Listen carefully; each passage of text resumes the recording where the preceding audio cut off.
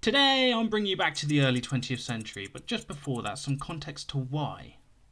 Now, as we're all aware that science and news is telling us that we're on the verge of a complete ecological disaster as climate change becomes ever present.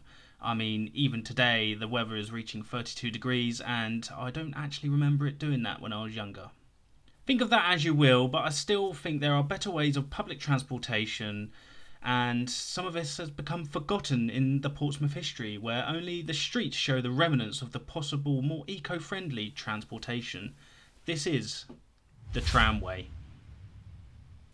Now, of course, I've got to be a little bit more forgiving of the council because they don't know what they're doing at the time, and now they're replacing all these diesel buses with electric buses, as well as people having electric cars. Now, in this city, there is not much parking, there's not many places to charge your car, so ultimately, public transport is the main option that people try to go for. But that still isn't cheap. I mean, a train fare running you up £15 just to take you up the line to Winchester, or a day ticket costing you £5 just to take you a few miles up the road. It's not really a viable option, so therefore people do choose to use their cars. But I mean, the tramway being a transportation system which was a hop on hop off service, which was reliable and very rarely got stuck in traffic, you wonder why they came to an end and what was the history of this. There are two main companies to mention in this, one of them being the Provincial Tramway Company, the PTC, and the Portsmouth Corporation Tramway, or known as PCT.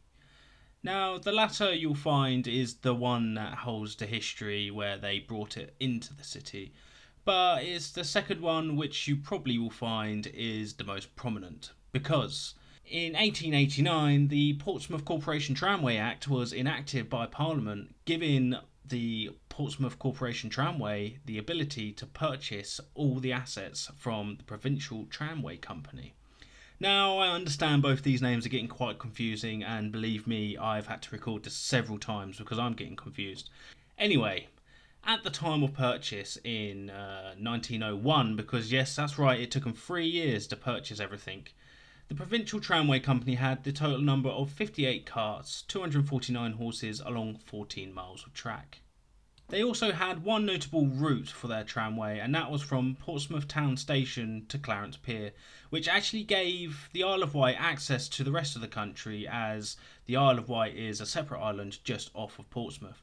Now, if you want to see something interesting at the end of this video, please click this banner and you'll see one of the ways of travelling to the Isle of Wight today. I do want to give you a brief but necessary history of the Provincial Tramway Company, where they actually came to Portsmouth in 1874 with the idea of starting this travel system around the city with horse-drawn trams, which are quite literally like normal trams but powered by horses. Now, some of you may be wondering what an actual tram is. It's a little bit like a train, except it gets its powers from overhead lines and runs on the road. It runs with regular traffic, it still has turn signals, it still has headlights, it still has to abide by its own road laws and rules. But back then, we didn't have too many buses, so it's either a horse-drawn car or the much smoother horse-drawn tram. You would have thought after 1901 this would be the end of the Provincial Tramway Company, but that is not true. They actually turned their hands to buses and still had many transportation links within other local towns such as Gosport. Hey there, are your picture frames just boring? Are your picture frames not full of words and Scrabble letters? Well, if they are, then you need to make your way over to Taylor's Bazaar Crafts, where you can get your own personalised picture frame.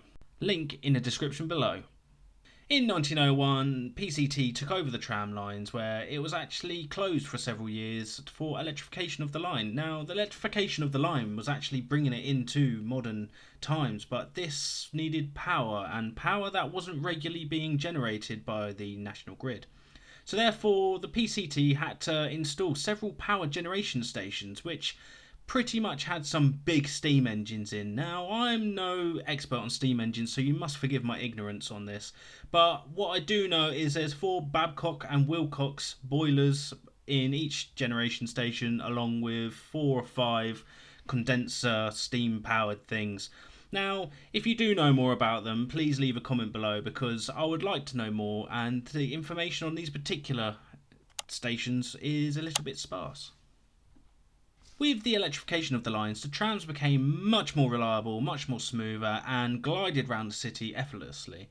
And by 1911 there was a total of 477 employees, 100 cars, servicing 28 miles of track, which actually had the estimated passenger capacity of 23,000 passengers a year. Now, by today's standards that does not sound like much, but by standards of 1911 that was actually pretty impressive.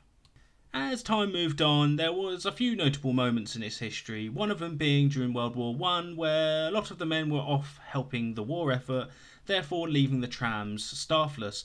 Now, this caused something of a ruckus in the city, therefore leading them to employ the first female conductor on the line. Now, this did lead the way to women in the workforce, so we can only thank this moment for this. Obviously, I'm not thanking the war, of course, that would actually be barbaric. By 1934, the first tram in the city was replaced by a trolley bus, which are essentially electric buses that connected to the existing tram lines. These were able to manoeuvre around traffic a little bit easier and could actually deliver a smoother ride due to the rubber tyres. And this would signal the end because just a few years later in 1936, the last tram was replaced with the trolley bus, bringing us to where we are today. As you'll be able to see, there are some old relics that still reminisce in the city, showing its past history of the use of the tramways, notably Rugby Road near Fratton, where these tracks are still within the cobbled streets.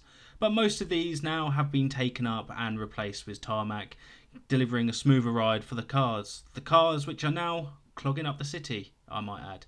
And like most cities, they're trying to go more eco-friendly and green, and there are even some MPs in Portsmouth which are looking to bring back the tramway. I mean, it would be really nice to bring something like this back, making it easier and cheaper to move around the city, but with estimated costs of more than £1 billion, I doubt this is actually on the books anytime soon. Anyway, if you agree with me if this is viable, let me know in the comments below.